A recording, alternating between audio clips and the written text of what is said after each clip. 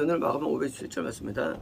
그들의 증거가 이제 예수님이 성전을 허물고 그리고 이제 그 3일 동안에 이제 손으로 짓지 않고 성전을 건축할 것이라는 이런 내용들이죠. 그러니까 이제 당시 이스라엘 사람들에게 이 성전은 그들의 로망입니다. 헤롯이 이두메 사람으로서 에돔 사람으로서 헤롯이 성전 짓는 것에서 이스라엘 사람들은 굉장히 만족을 누리죠. 왜냐면 성전이야말로 그들의 꿈인데 이렇게 꾸민 성전을 짓는데 이걸 지가 허물고 제가 세운다는 말을 들을 때 열받을 수밖에 없고요. 이건 실제 하면 이런 도전이죠, 도전. 지금 하면 이제 한 민족으로서 완전 이제 그 매국노 같은 말이 있었어요, 이게요. 그러니까 이제 이것을 부추기 위해서 한 말인데 문제는 이 말이 일치가 안 되는 거예요.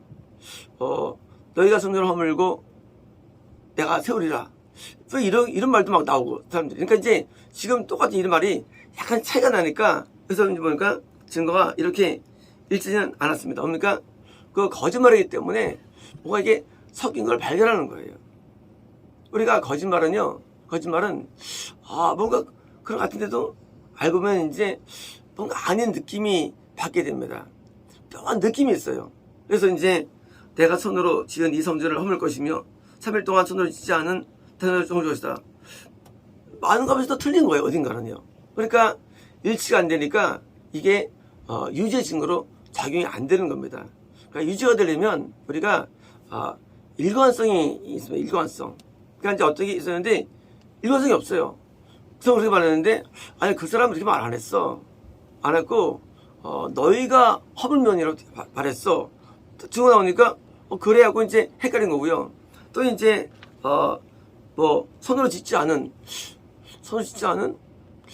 그냥 그런 말 없었는데 하고 뭐요. 이렇게 단어적인 부분에서 서로 이제 맞지 않으니까 이게 그 재판하는 입장에서는 아무리 그 재판자가 그들의 말을 들으려 할지라도 일치 안 되니까 이게 유죄로서 증거 작용이 안 되는 것입니다. 마귀들이 우리 공격할 때 어딘가에는 우리는 허점이 있음을 알아야 됩니다. 거기 허점이 있는데 그것을 발견하는 게 뭡니까? 그게 변호지, 변호. 그걸 발견하는 거예요. 이게 문제가 있네. 그런데 그걸 발견하기 굉장히 어렵습니다. 취조받을 때도 쉽게 넘어가고요. 그래서 계속 그 말을 유도신문합니다.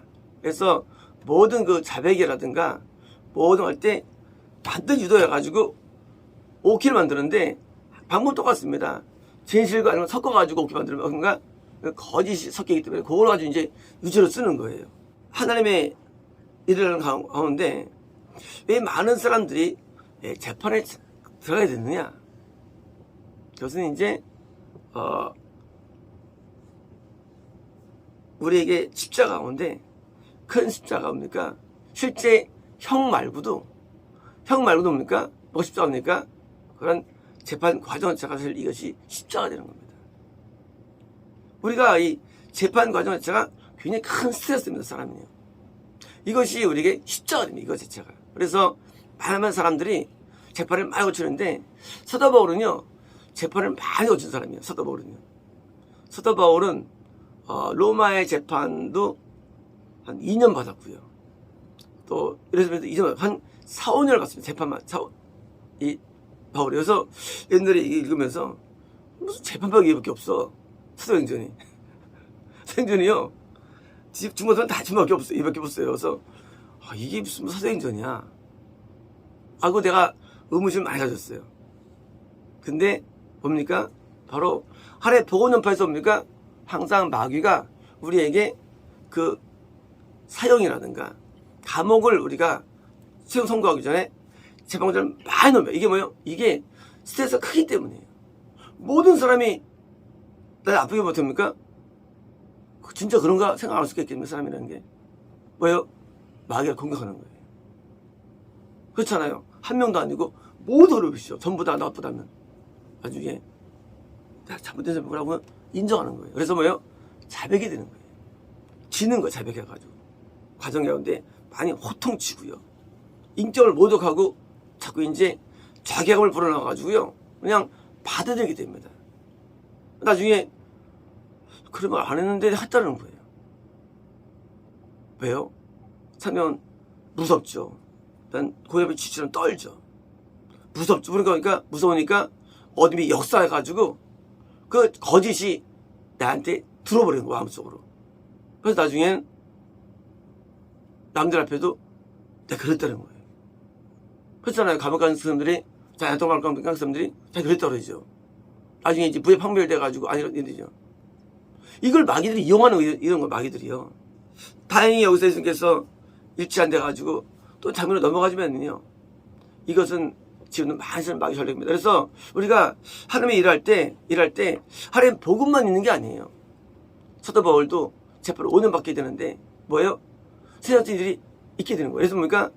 뱀처럼 지혜가 있어야 되는 거예요. 뱀처럼 지혜가요. 이 세상은요. 세상을 이길 만한 지혜가 필요한 거예요. 근데 그 지혜는요. 영적인 지혜가 아니에요. 세상 지혜가 필요한 거예요. 세상 지혜가. 그래서 세상 지혜로 맞서야 되는데 왜 무너지느냐? 많은 교회들이 이런 악한 자들의 공격 앞에 선한 자들이 어떤가? 한 사람들이 그걸 대항을 안 해요. 그래가지고 무너지는 거예요. 대항 안 하는 게 뭡니까? 이게 지혜 있는 게 아니에요. 반드시 대항해야 됩니다. 반드시 맞서야 되는 거예요. 이거는요, 복음 전파가 되냐 안 되냐를 좌우하는 거기 때문에 개인의 문제가 아니라 이거는요. 마귀들이 왜 할까요? 개인 무너뜨리고 아니에요. 복음전을 무너뜨리게 한 거예요, 복음 전파를. 그러니까 뭐예요? 복음전을 무너지지 않게 해서 봐서 싸워서 이겨야 되는 것이죠. 하나님께서 저들을 이용해서 나를 이제 그렇죠. 마귀를 통해서 하는 거예요. 우리가 내 개인적인 구원도 마귀가 싸워서 승리한 어느 것처럼 마찬가지입니까? 내가 남들을 구원시켜야 되는데 뭐 막는 것처럼 그러니까 싸워야 되는데 대부분 의인들이 선하잖아요. 그러니까 선하니까 이런 고통들과 이런 미혹들과 거짓들과 이런 것들을 그냥 수용한다고요. 내 죄인가 보다 하고. 그러면 안 되는 것입니다. 안 되는 거예요.